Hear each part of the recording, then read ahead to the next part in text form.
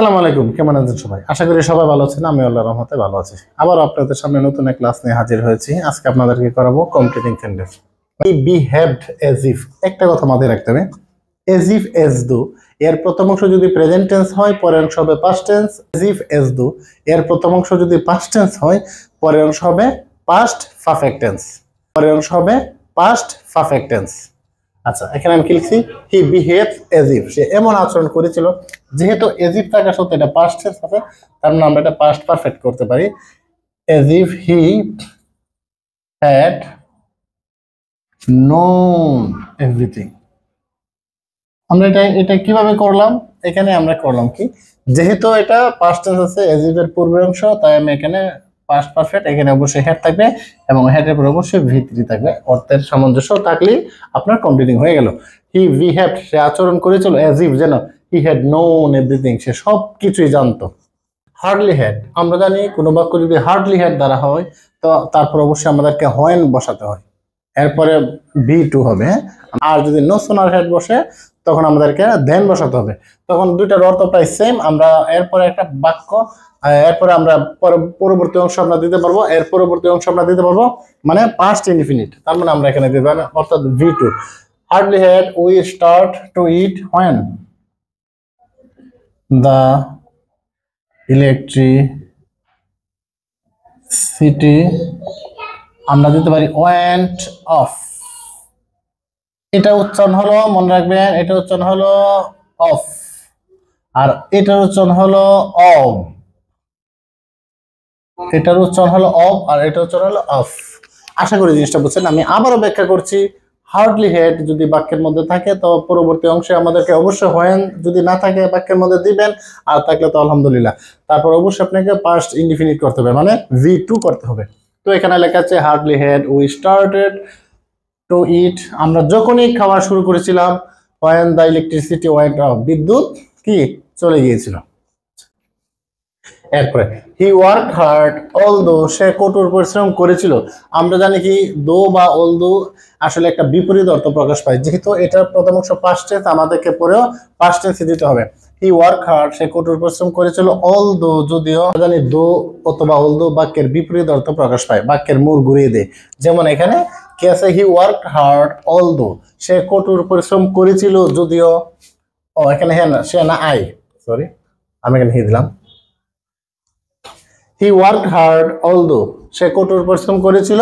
আমরা জানি দো বা অলদো বাক্যের বিপরীত অর্থ প্রকাশ পায়, বাক্যের মুড়ি প্রায় ঘুরায় দেয়। কি হি ওয়ার্ক হার্ড অলদো, সে কঠোর পরিশ্রম করেছিল।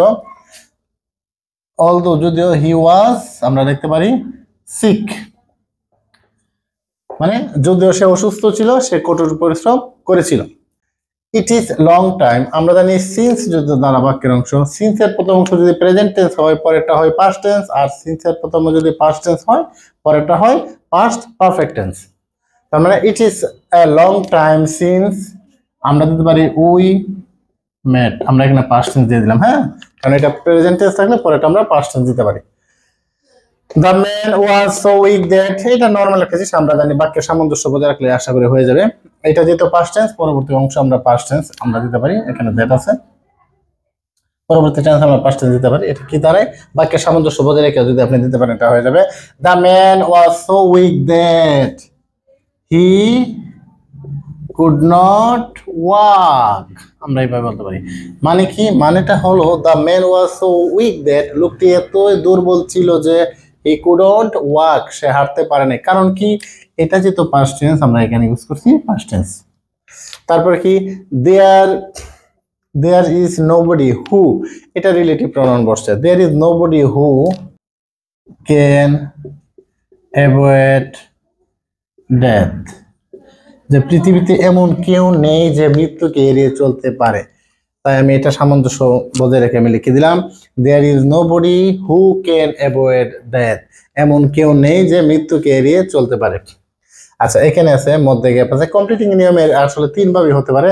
আপনার সামনে গ্যাপ থাকতে পারে, মধ্যেও থাকতে পারে, আবার শেষেও গ্যাপ থাকতে পারে। বাক্যের সামঞ্জস্য বজায় রাখলে যদি আপনি পারেন আলহামদুলিল্লাহ, তা নাহলে কিছু নিয়ম আছে স্পেসিফিক, এগুলো আপনাকে অবশ্যই গ্রামাটিক্যাল নিয়মগুলো জানতে হবে।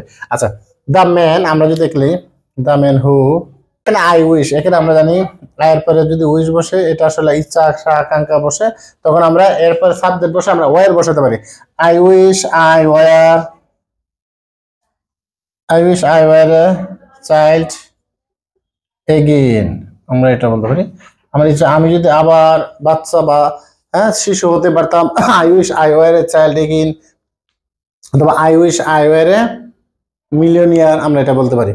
ইট ইজ হাই টাইম, আমরা জানি ইট ইজ হাই টাইমের পরে আসলে এখানে V2 বসাতে হয়, তো আমরা লিখতে পারি it is high time, it is high time we change our bad habit,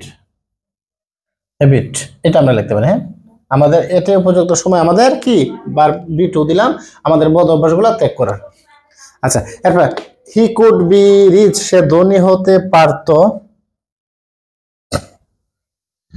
if he worked hard. হ্যাঁ, আমরা এটাকে সামঞ্জস্য বজায় রাখলাম, যদি সে কঠোর পরিশ্রম করত। কি লিখছি? হি কুড বি রিচ, সে ধনী হতে পারতো, ইফ হি ওয়ার্কড হার্ড, যদি সে কঠোর পরিশ্রম করত। এটা পাস্ট, এই জন্য আমরা এটা দিলাম পাস্ট। আসলে কমপ্লিটিং এর মেইন মূল যে কথা এটা সেটাই, যে বাক্যের সামঞ্জস্য বজায় রেখে যদি আপনি গ্রামাটিক্যাল নিয়ম মাফিক পারেন হয়ে গেল, আর এখানে নিয়ম টিয়ম আপনার দরকার নাই। কিন্তু কিছু এখানে স্পেসিফিক রুল আছে যেগুলো আপনাকে জানতেই হবে কমপ্লিটিং এর ক্ষেত্রে। এটা আপনি রুলগুলো যদি পারেন আর পরের কোনো দরকার নেই, আপনি এমনি পারবেন। ধন্যবাদ সবাইকে।